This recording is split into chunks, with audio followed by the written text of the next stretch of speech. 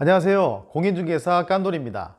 부동산 매매 계약 시 체크하셔야 할 부분이 여러 가지인데요. 이 중에서도 잔금 지급일까지의 공백 기간이 중요한 부분인데 체크하신 분들은 많지 않아 보여요.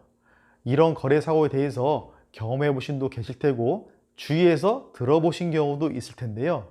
계약을 체결하고 잔금일까지의 공백 기간 중에 압류 등기 또는 가압류 경매 개시 결정이 발생되기도 하는데요. 이런 위험성을 방지하고자 저 깐돌이는 소유권 이전 청구권 가등기를 추천드리는 편인데요. 물론 모든 매매 계약에 이 가등기를 추천드리는 건 아니지만 이런 경우에는 되도록 추천드리는 편이에요. 계약 체결일로부터 잔금일까지 공백 기간이 큰 경우에 추천드리고요. 급매로 나온 물건이나 매도인이 거래 대금 지급을 급하게 요청하는 경우, 그리고 등기부 등본상에 근저당권이 여러 번 바뀌는 경우, 즉 금융기관을 통해서 대출을 받았다가 상환하는 방식으로 돌려받기로 보이는 경우에는 추천드리는 편입니다. 이 가등기도 은행 대출, 즉 근저당권이 있는지 없는지에 따라서 큰 차이점이 있는데요. 첫째로 근저당권 같은 권리사항이 없는 경우, 이런 경우 매매계약 체결과 동시에 가등기를 등기부 등본에 기재할 경우에는 추후 발생되는 다른 권리들보다 먼저 권리를 주장할 수 있습니다. 이는 가등기를 설정한 날짜를 기준으로 소급하여 소유권을 이전받을 수 있기에 가등기 설정 이후에 등기된 권리들은 모두 말소되기 때문이에요. 두 번째로 근저당권 같은 권리사항이 있는 경우에는 좀 조심하셔야 돼요. 정확히 모르시면 무의미한 가등기 설정이 될 수도 있거든요. 잔금 지급 전에 여러 가지 이유로 경매가 접수되는 경우인데요.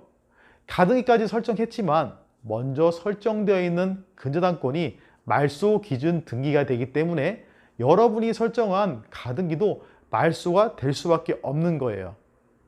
비싼 돈 들여서 가등기까지 설정했건만 소유권도 온전히 가져올 수 없게 되고 지급된 계약금도 날아가게 생길 판인데요. 이런 경우 두 손 놓고 있기에는 너무 억울하고 해결 방법을 찾아야 되는데 쉽지는 않고 답답하기만 하는 게 현실인데요. 혹시 들어보셨나요? 대위 변제라는 용어.